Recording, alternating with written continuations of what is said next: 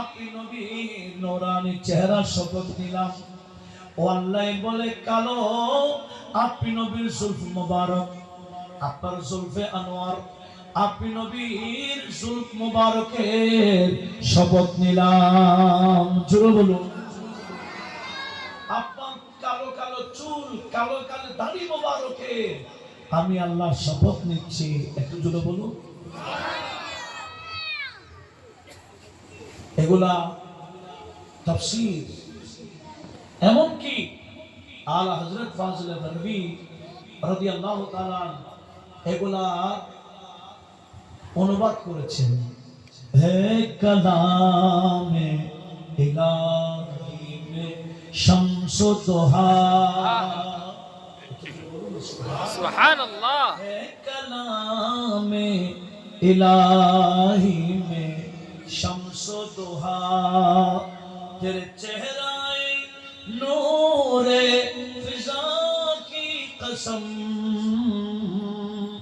कसम शबे तारों में राजी था, कसम शबे तारों में राजी था, तेरे जुल्फो दुता की कसम,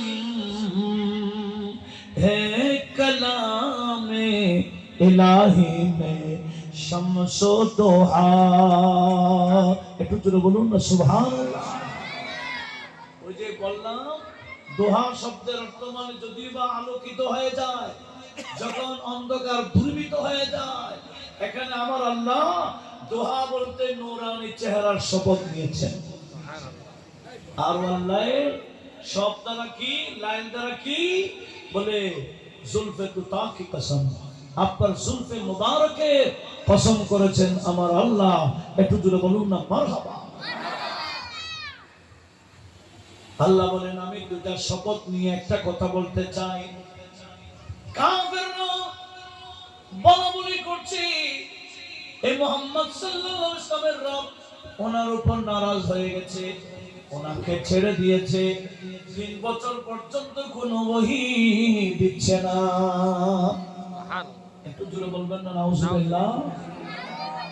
কারণ আপনারা জানেন আমাদের নবীজি, নবীর উপর কাফেররা বেদিনরা মক্কায় মুআজ্জামায় বেকুব জুলুম ও সাতম শুরু করেছে।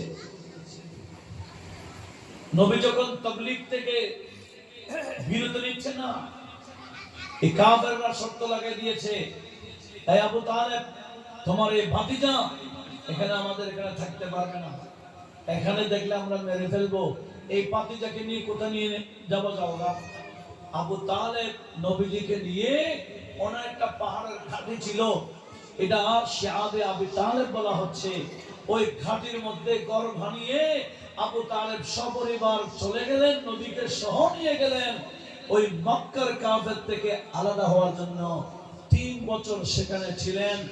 ওহী দরকার হয়নি, ওহী তো বাহসবুল মাসালে হয়, বাহসবে জরুরত হয়, প্রয়োজন অনুসারে আমার আল্লাহ ওহী নাযিল করেন।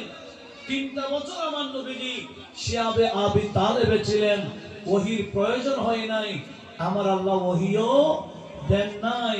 আর কাফেররা বলা বলি করছে যে মুহাম্মদ সাল্লাল্লাহু আলাইহি ওয়াসাল্লামকে ওনার রব ছেড়ে দিয়েছে। নাউযুবিল্লাহ, নাউযুবিল্লাহ বলবেন না নাউযুবিল্লাহ। নাউযুবিল্লাহ। একটা কথা মনে রাখতে হবে, অন্যান্য নবীগণ, আগের নবী রাসূলগণ, ওনাদের বিরুদ্ধে কাফেররা কিছু বললে ওনারা নিজেরাই উত্তর দিতেন।